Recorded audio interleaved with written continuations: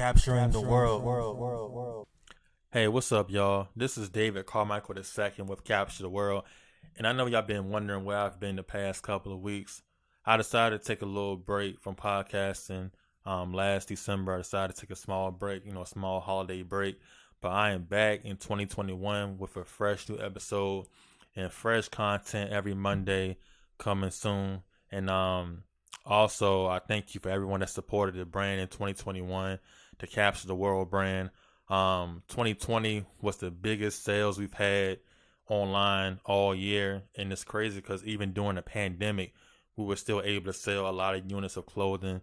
And I just thank y'all for continuing to rock with the brand, just rock with the message behind the brand. And 2021 man, is going to be an even better year for the clothing brand and the podcast.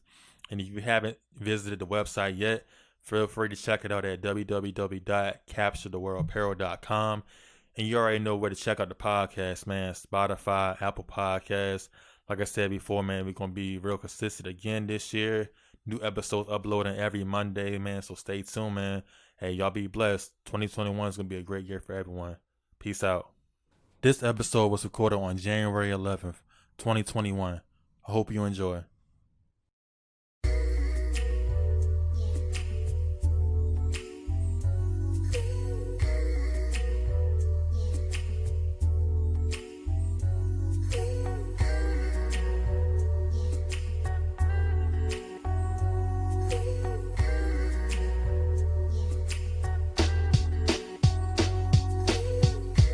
Hey, what's going on, guys? This is your host, David Carmichael II, and I am back with another episode of the Capture the World podcast. I kind of took a little hiatus last month in December in 2020, but we're back in 2021 with our first episode of the year, and I'm proud to announce and introduce our guest for this year. Our first guest of 2021. Her name is Courtney Epps. Courtney is a tax strategist, international speaker, and author of the best-selling books More Relaxing, Less Taxing, and What's Your Plan B, specializing in topics for business owners, network marketers, and leaders. Courtney Epps, how you doing today? I'm doing amazing. How are you? I'm doing great. I can't complain at all. Before we get started, though, tell us what area. Actually, where do you live? Where do you reside right now? I live in South Carolina, Greenville, South Carolina. Lived here. Well, I've lived in South Carolina all my life. Okay. Shout out to South Carolina. I haven't really. I think the only time I've been to South Carolina is south of the border. Is that considered South Carolina? Yeah. It is. Yep. It's not the best place in South Carolina, but it is definitely. Yeah. It seems so cliche. It seems like south of the border is somewhere everybody has been, and I haven't. That's like the only place I've been in South Carolina. But I would like to visit it more often because Myrtle Beach is in South Carolina, right? It is, yeah. Yeah, I've always always really nice beaches. Yeah. Other than Myrtle Beach, there's a lot of other really nice beaches here. Okay, cool. Yeah, because sometimes stuff like that kind of overrides the other stuff that's in the area. Everybody talks about that one thing, but forgets about the other places you can go to too. So. Yeah, mountains are really amazing here. Oh, y'all have mountains in South Carolina? Yeah. We in Greenville. I live 45 minutes from Asheville, North Carolina. Where Biltmore Estate is. I live an hour and a half from Charlotte, and I live 2.5 hours from Atlanta. So it's like in the middle of everything, really. Yeah, pretty much. You're kind of close to everywhere. You can go to Atlanta if you want to, and here and there. Yeah, that's awesome. Yeah. How's the weather down there? Is it pretty cold down there? It's a little warmer. It's I think it's about 45 degrees. And I'm in Virginia, by the way, so it's about 45 degrees here. It's about 60 today. I mean, it is cold for me. I do not like cold weather. So. Yeah, I feel you on that. I've seen that it's been snowing, and I have family in Texas, and they live in Austin. It's snowing down there. I'm like, wow, I've never seen that before. I know there's some crazy stuff going on. There's always crazy stuff going on in Texas, I do believe. All the time, man. All the time. So let's just talk about, a little bit of your background, your upbringing, and that, and what kind of led you to do what you're doing now. So you said you grew up in South Carolina and you still live there now. So what were your interests growing up, in school and and stuff you was interested in? So, I started school really early. I started college early. I was 16, and I started going to college while I was in high school. And I graduated with a 5-year accounting degree. When I graduated, I graduated high school, and then 3 months later, I got my associate's degree, and then a year and a half later, I got my bachelor's degree with 150 hours. So I have an equivalent of a master's degree. Okay. And I took that by the age of 20. So I started off really young, not only in school, but also I got married early. I got married at 19. I had a baby, a year and 3 days later. I had another baby 11 months later. And then after that, we skipped a year, and then I had another baby. All in the same month. Everything was in the same month. And then about 4 weeks after I had my third child, my husband, my ex-husband now, got drunk and beat me up in front of my kids. And so I became a single mom with 3 kids, 2 and newborn at 23 years old. Okay. So, it seemed like you've, as far as your education, you took advantage of that and, got that out the way early. And, so like, was that difficult for you, as far as school? Like, it seemed like you doing it early. Was it like any struggles trying to get through that at the early age, or how was that for you? For me, I always like to stay busy. I'm still that same way. Like, I work, 18, 20 hours a day, a lot of times, only because it's just like I need to keep my brain busy all the time. So right. I played sports in high school. I played tennis. I played softball. I worked 2 different jobs while I was in high school, and I went to college. So, and then my junior year, which was my first year in college, I got married the day before finals. I went and took 6 finals. I got married the day after finals. I went and took 6 finals the day before I got married. So that was kind of crazy. And then the next year, actually, when I graduated, I had my daughter a month before that. So, for me, it's always just been like on this fast track. Like, I have a lot to do, and I have a lot I want to accomplish. And, school has always been very easy to me. Just, I have a photographic memory, so I pick up really easily. And it's just like I always want to strive to be better and to move in the direction like that most other people are not willing to do. So I just have a drive that most people in the world never have or never won't. And, sometimes it's kind of crazy because I have so much more that I feel like I need to do in this lifetime, and I don't feel like we're doing it fast enough. Yeah, I feel you on that because some people have different perspectives. Like, I know some people say, well, take your time when you're doing these things, but I feel like any perspective is a good perspective. It depends on how you want to live your life, and getting it out the way early is a good thing too. Like, get out the way, get your education out the way, and it also depends on your circumstances. Some people can't do certain things at a reasonable time because their life, what's going on in their life. But in regards to you, man, that's great that you were able to get that done. And like you said, your personality seems like you're just a person that you're a go-getter, and you're just willing to do whatever it takes to get to that next level. So that's very inspiring. That's very awesome as well. So and as far as your school, like, what were you studying? What was your degree? What degree did you get? So I'm an accountant, and I have a 5-year accounting degree, and I just recently got an honorary doctorate for a PhD in Christian leadership and business from a university in Atlanta. So that's pretty awesome.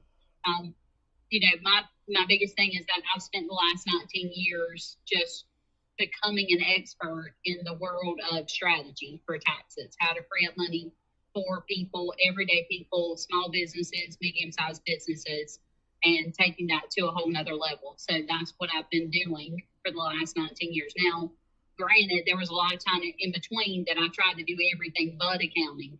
but I've owned numerous businesses. I've ran some in the dirt. I've been successful in some of them. And now we have a multi-million-dollar accounting practice. That's awesome. So, my next question is, okay, so you say you're an accountant, and I mean, I guess what a tax strategist, is that any different from being an accountant, or what exactly does a tax strategist do? So a tax strategist, their job is to find ways to free up money. An accountant's job is just to take your information and prepare your return. Okay. So you have a preparer, which does exactly that. They prepare taxes based upon the information that's given to them. Their whole job is not to try to help you find money. And most people, unfortunately, believe that that's what their accountant is there for. But accountants don't learn that in college. There's not a tax strategy 101 class. There's no tax strategy at all that's taught in college. And so you go through this 5-year degree and you realize, oh, one, I don't even know how to prepare a tax return. And two, I have no clue how to save anybody any money. And it's set up that way. It's set up that when you prepare taxes, like we have 4.5 months to collect all of the information for all of our clients. And so it's literally set up almost rigged to a point where it's very hard to help people. And so we've developed a system that we do tax strategy sessions outside of tax season, and we help people understand, like, these are the things that you need to do right now in order to keep more of your hard-earned money.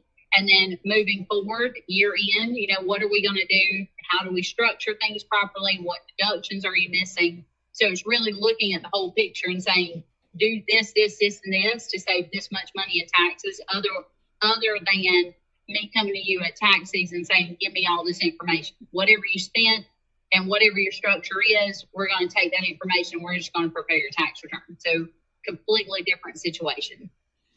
Gotcha. So, and how long have you had your practice? I've been an accountant for 19 years. I have obviously changed the name of our practice a couple times, but I have prepared returns for the last 19 years solid. So for a while, I would work January through April. And in the last 3.5 years, I really focused on growing our accounting practice instead of just doing other things. And now we have over 3,000 clients. We'll have expected to have about 10,000 more new clients this year. And then on top of that, we've got 25 employees and we've got a 6,000 square foot facility. And things are just super crazy right now on how fast we're growing. So we've grown from, 6 years ago, we were making $9,000 a year in accounting because that was not my focus. I was trying to do everything but, and now we're, $2.5 million firm. Man, y'all doing it big down in South Carolina, man. It's crazy. We have clients everywhere. So, I would say that we have less clients in the state of South Carolina than we do any other state because our focus is home-based business, network marketing. And so we have a ton of business that comes from every single state just through word of mouth. That's cool. That's awesome. That's real awesome. So, you say you've been doing it for about 19 years. So was there a time like that you realized you were real good at doing what you're doing, or did you know that out the gate when you got out of college? Like, how you do other jobs, you might get better and better at it. Like, at what moment or what year did you realize, man, I'm really good at this? Or was it like just as soon as you started, you knew what was going on?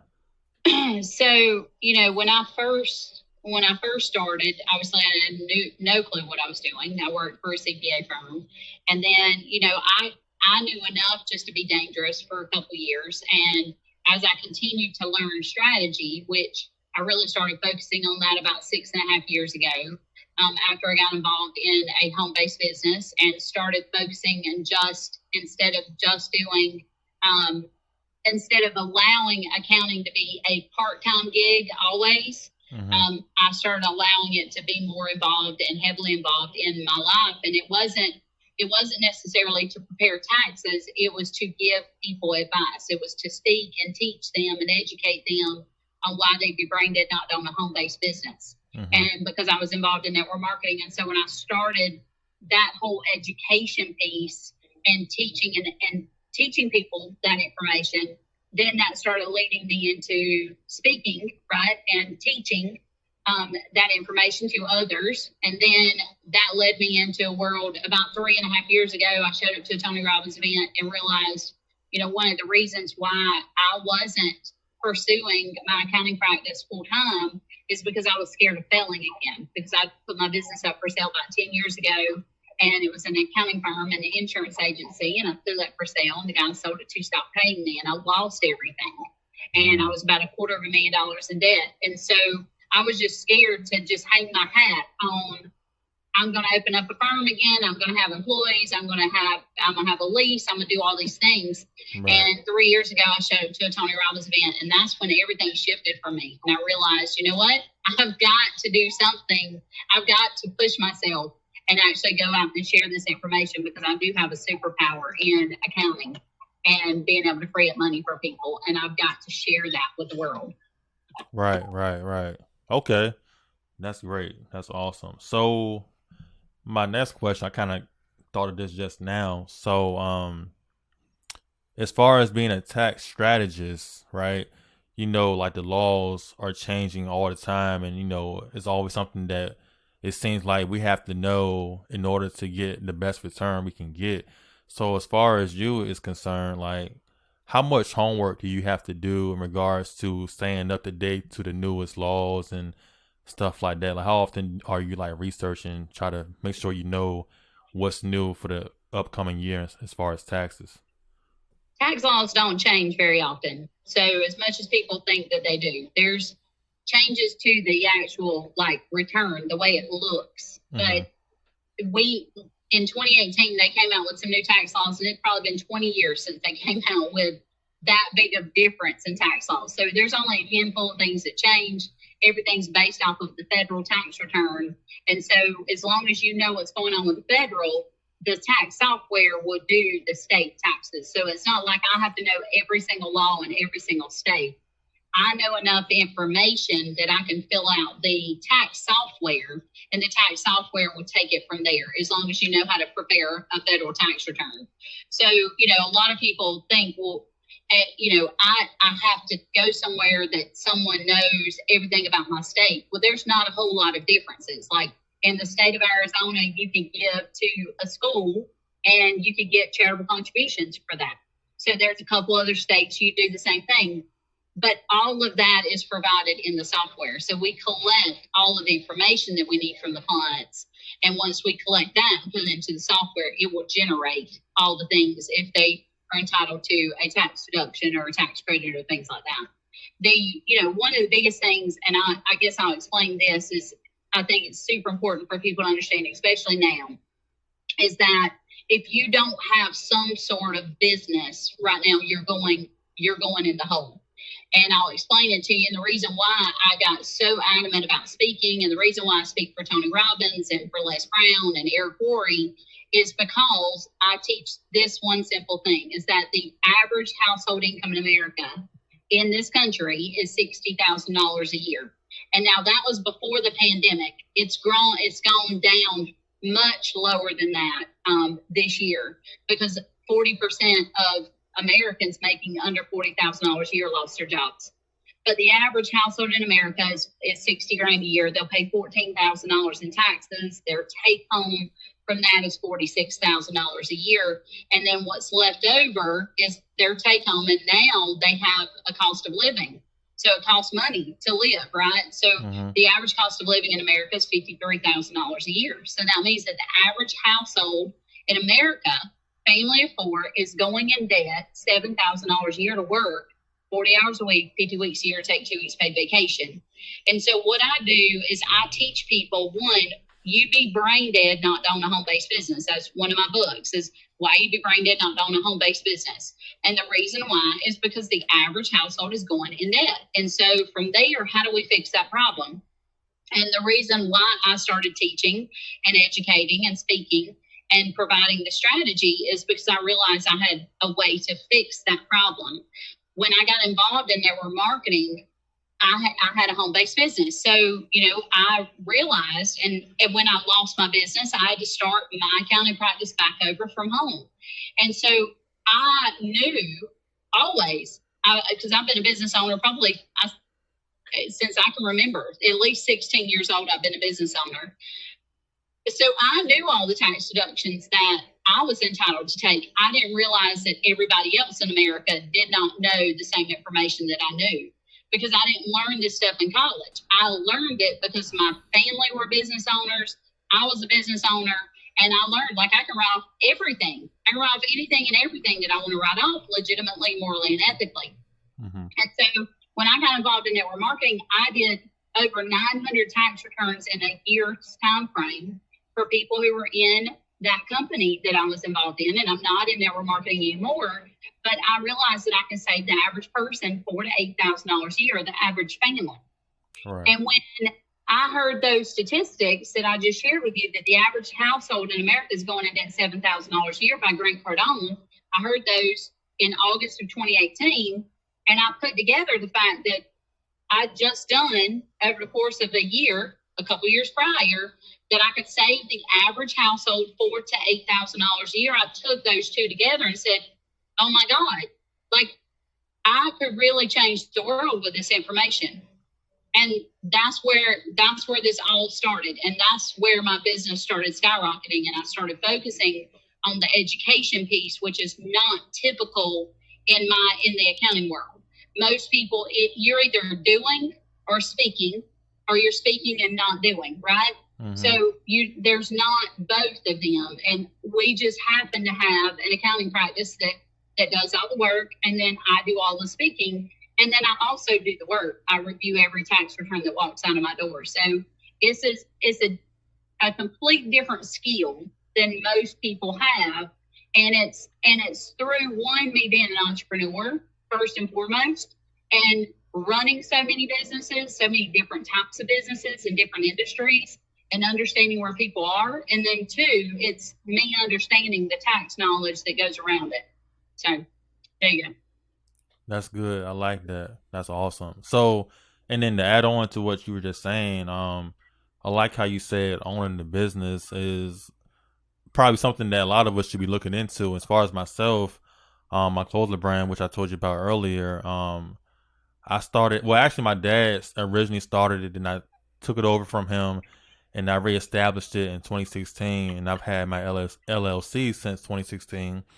I still work a 9-to-5 job as a production planner in Newport News, Virginia. So as far as myself, I combine my personal, my business taxes together, and that's actually helped me save money, not have to pay. If I was to get a refund, it probably wouldn't even be a big refund, and I probably would have to end up paying back money every year. But my business has helped me save a lot of money, and to get a return, to get some type of return. If it wasn't for that, I probably wouldn't even get a return at all. And the person that does my taxes, I went with this lady last year, and she was able to, write off the square footage of my home and write off gas. And she would just tell me everything, try to tell me everything that I spent. How much do you spend in gas? How much square foot is your home? How big is your office? And, what new equipment have you bought last year? There's so many things, man. And, as far as myself, though, like, if somebody is coming to you as a business, how can they be like more prepared to help you make your job easier? Because I know for myself, all I had was like a Excel spreadsheet of everything I spent, how much money I made. But she mentioned like QuickBooks is a way to, as a business, to have all your stuff together. What ways can businesses be more prepared to give you the information that you need to help them do their taxes? So we work a little differently than most firms. So it's not like you call our office and say, hey, I want you to prepare a tax return, and we send you an invoice. We literally, you go through a tax strategy session, and we walk you through what was missing on your prior tax return, what structure you should be set up as, and then how, moving forward, what we need to do. So you typically would book a tax strategy session. Then from there, we invoice you for the tax returns, depending on how you're structured, whether you have a corporate return and a personal, whether you just have a personal tax return. And then from there, then we send you a deduction spreadsheet that I've created over the last, 15, 16 years of, just all of the things that you're entitled to take by having a business. And then we go through an onboarding process, a tax onboarding process. So you literally have a conversation with a tax onboarder. They are collecting the information that we need. You upload your documents to us. Now, granted, bookkeeping is definitely a big deal. The more money you make, the more imperative it is that you have some sort of bookkeeping. I would say at least when you get to a point where you're doing more than $50,000 a year in a business, you should have some sort of bookkeeping. I would say that you should have it sooner than that. But you really need to take it seriously when you get to a point where you're making that much money. And the reason why is because you're going to overpay in taxes if you're not keeping track of your books.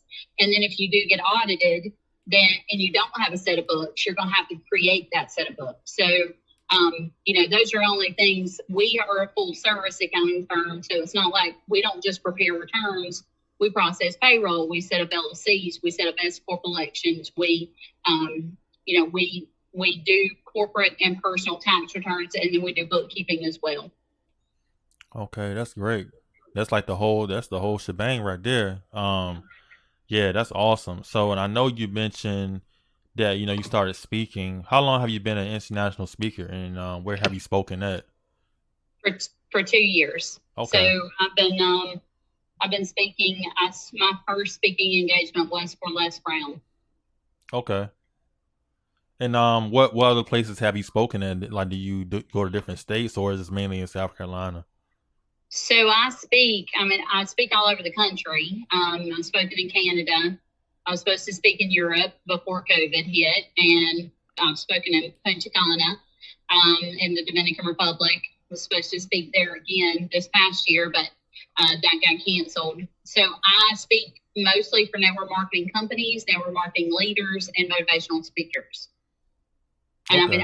I speak 3 to 5 times a day, typically, for different companies, leaders in the industry. So I'm on TonyRobbins.com. I just did a TEDx about a month and a half ago. So. Okay, that's great. That's awesome. So, have you always been like a person that liked to speak in front of people, or this just something that you started to develop later in your life? Yeah.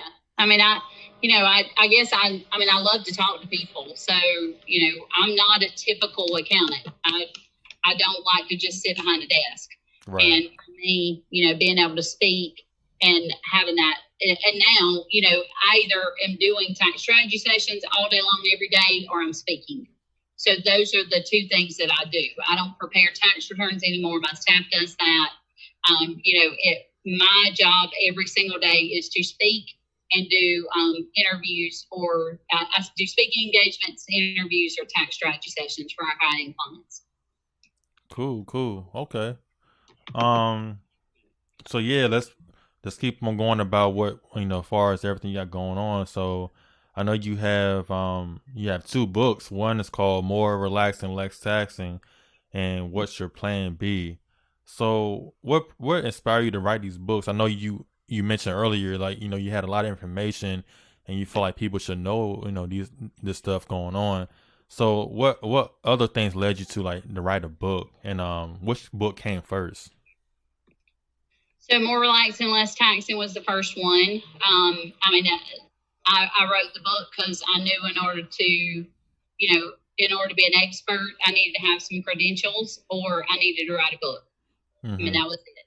And I had some content, so I worked on that book for about 3 weeks and developed that. And then the What's Your Plan B book, that came out as a promotional tool for the network marketing industry. So that's, what those books are for, is literally what I teach every single day, and how to push people in the direction of that they need to move from being a W-2 employee to a home-based business owner, and the massive tax deductions around it. So that's essentially why I did it. And then, after that, I became a best-selling author on Amazon for both of those books, and I've got an EA, which is an enrolled agent, highest credential you can get with IRS, and then and then I got my PhD in October. Congrats to that. So, is Amazon the only place you can get the book, or is there any other places you can go get it? You can buy it on our website, OTB Tax, more relaxing, less taxing.com as well. So you can buy those from us. We'd love for people to buy them directly from us. And one, you can, if you buy them in bulk, and 10 each, you get them for $10 each instead of the $14.95. So, definitely you can go to our website and book a tax strategy session. You can check out our membership that we have. You can buy our books, all of that information, and get a lot of free content on my website. Okay, cool, awesome. So all of our listeners, man, make sure you check out those websites. I'm gonna put it in the link of the description of the podcast episode, so y'all can check that stuff out as well. I got a couple more questions for you, Courtney, if you don't mind. Before we wrap it up, my next question to you is, I know we're in the pandemic right now, and like this has been affecting so many people around the world. And I know you just mentioned like your business has grown it's been growing even during this pandemic. So as far as 2021, a lot of us are expecting this pandemic to die down. I guess that's a lot of the guesses that we're putting out there. They got the vaccine, all this stuff. And then we have a new administration with Biden coming in. Are you what are you expecting this year as far as your business and just this world in general? Like, do you expect anything different as far as, as far as the taxes? Because I know a lot of people are expecting stimulus checks. Some people got the $600, and people are expecting the $2,000 from Biden per se. What changes and what new things are you expecting for 2021 this year? Well, who our president is still up in the air, very much up in the air. I don't think, and this is just me personally, I do not think that we are going to find that on the 20th that there's going to be a president that part of the country thinks is going to be the president. So as far as the tax laws, here's what I can tell you.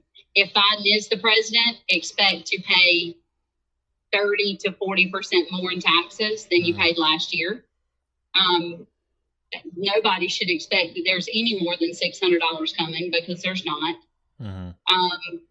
So there's just a lot that's up in the air as far as the tax laws. We had some amazing tax laws that were enacted back in 2018. For the first time in history, in 20 years, small businesses dramatically got a increase in how much money that they kept. And so if Biden does come into play on the 20th, then all of that will be reversed. So expect at least to pay a 30 to 40% higher tax bill next year than what you're paying currently. But I don't expect that to happen. So I'm not assisting clients and telling them that anything's going to change, because I don't expect it to change as of right now. Right. Because, at the end of the day, overall, like you said, mentioning having a business anyway will be a good thing regardless of who's in office. Right. And I'm just saying that because I experienced that myself. I've noticed that, I've saved a lot of money. Like, I was able to write off a lot of things. It was so many things I didn't know I can write off. And it was just a blessing that for me to find that out and to have someone that was able to give me that information. And I think some people are afraid to open up businesses because they're afraid that it might fail or they might lose money. But for what I've always heard, and you like say, you're not the first person to tell me this, own the business is a good thing in this in this year or in this lifetime we're living in right now. So I advise people, man, if you do have a business that you want to start and you're just afraid to start it, don't feel bad, man. Go ahead and start that business and just, do the best you can do. Like, do everything you can do to make that business successful. So that's just my advice to all of my listeners. Yeah. The biggest thing is that the IRS gives you massive tax deductions to start a business, because 70% of all small to medium-sized businesses is what create or excuse me, 70% of all of our jobs in this country are created by small to medium-sized businesses. Mm-hmm. That's why what has happened in this pandemic is so important and so valuable for people to understand that if small to medium-sized businesses go out of business, it goes along with them 70% of all the jobs in our country. Right. And so it's a very, very big deal. So we get massive benefit as business owners, regardless if you have employees or not, to just have a business, right? So you've got the two tax systems in our country. You've got a tax system that was created to provide wealth, which is a business owner tax system. You've got a tax system that was created to steal wealth away, and that is the W-2 employee tax system. And so if you don't figure out a way to join the business owner tax system, you don't have to do it full time. You don't have to go out and spend a ton of money. You can start a home-based business. You can get involved in network marketing. I don't care what it is that you do. You just need to do something. And if you do that something and you start a home-based business, or a business for that matter, you now get the ability to redirect your living expenses, which are things you're already spending money on anyway. Meals, mileage, cell phone, internet, business use of home, your travel. You can hire your kids, things like continuing education, personal growth and development, advertising, all of those things that you're already really spending money on today now get redirected into business expenses. And so you are not necessarily spending a lot more money. Now you're getting the benefit of massive tax savings along the way. So a W-2 employee that was created to steal wealth away, they pay the lion's share of the taxes. And the reason why is because business owners are generating economy. Mm-hmm. We are out every single day selling, pushing money back into the economy. Now somebody's paying taxes on it, right? So I build up my business, I make money. Then from there, what I do, I go spend it on business supplies, on Amazon. I buy a new vehicle. I, spend it on office supplies. I spend it on rent. So I'm pushing money back into the economy, which is good for the economy. So somebody's paying taxes on that money. At the end of the day, somebody's paying taxes on it, it's pushing out to someone else. But then what's left over is the hopes is that we'll hire employees. Well, if I hire more employees, that's good for the government. That's good for the economy. Because the more employees I hire, guess what? The more employees there are to pay taxes, and the less employees that there are on unemployment or government support. Mm-hmm. And so when you understand that, you have to have a home-based business so that you can get involved in that second tax system that was created to provide wealth for you. Otherwise, the average W-2 employee is going to pay 40% of every dollar they make in taxes, hands down. And in their lifetime, they're going to spend more in taxes than they will on food, clothing, housing, and transportation combined. Mm-hmm. So the downfall is funny, that you say that, because you are right. People are scared to start their own business, but you're either going to pay it in taxes or you're going to pay it and try to better your life. Right. Period. And when you understand that, the guarantee is tax savings, and the benefit and the worst case scenario to me is I'm saving money in taxes. I might lose some money, but I'm going to save more money in taxes, which is going to, at the end of the day, allow me to keep more of the money that I had, regardless if I lose it or not. Mm-hmm. But the best case scenario is you walk away from that job that you hate, or you walk away from the fact that you're spending 50, 60 hours a week away from your family. Right. Realize that, that's at the end of the day, that's what you lose. That's what you lose by staying right where you're at. So I think 76% of Americans hate their job. Right. So why don't you do something different? The government's going to give you benefit to do something different, to start a business. You just have to know the rules. And the rules work in the favor of the business owners. And if you don't like it, you wouldn't have a job if there weren't massive tax deductions for business owners, because people like me, if I paid the same amount in taxes as a W-2 employee, I wouldn't have 20 employees. I wouldn't have the extra money to have the employees. Right. So that's why we get the tax benefits. And then from there, we push them off. We hire employees, we buy stuff, we push money back into the economy, we save money in taxes, and then we get to live our life. And you get to do that. You get to choose. In America, right now, in our country, right now, I don't know what it's going to be for the future, but right now you have the freedom and the ability to decide when you get up every single day what you want to do and how you want to do it. Mm-hmm. And that's what I see that you get when you become a business owner. You don't necessarily ever get to do that when especially if you're working for corporate America. If you're working for a small to medium-sized business, maybe. You know, my employees have a lot more leeway than someone that works for corporate America. But unless you figure out a way to have some sort of home-based business, you are always going to continue to go further and further in debt. Amen. That makes a lot of sense. I can definitely agree with that. Like I said before, you know, me just having my business helped me a lot. Just like I said, writing stuff off and just on my tax returns every year. And you know, I plan on hopefully, you know, if I keep working hard at it, you know, this business can be my main source of income. But right now, you know, I'm just trying to do my 9 to 5 and still work on my business too. And, you know, one day that time will come to where I can just be solely, you know, on my business and make money off of that. But yeah, a lot of stuff that you said on this whole episode makes a lot of sense. And to all of our listeners, you know, make sure, you know, like I said before, if you want to start a business, 2021, don't be afraid to do it, man. It's not that hard to start, you know. I mean, go to your local tax building and, you know, tell them you want to get your business license and what the name of your business is going to be and what it's doing. And then from there, man, you just do your research too. I mean, the internet is your best friend, man. You can find out any and everything for the most part on how to start a business, on how to do anything. So, but yeah, man, 2021, man, I'm just inspiring y'all, my listeners, to keep on striving. If you got something you want to do, go ahead and go for it, man. You only got one life, so you don't want to live with regrets either, you know, wishing you would have did this and did that. So, and yes, to my guests, thank you for all the information, Courtney.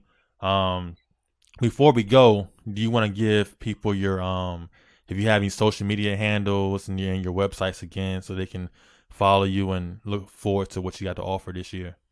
Yep. So I've got I would say Facebook. If you're going to Facebook, there's a really good group that I have. Obviously, you can find me at Courtney Epps, but I have a group called More Relaxing, Less Taxing.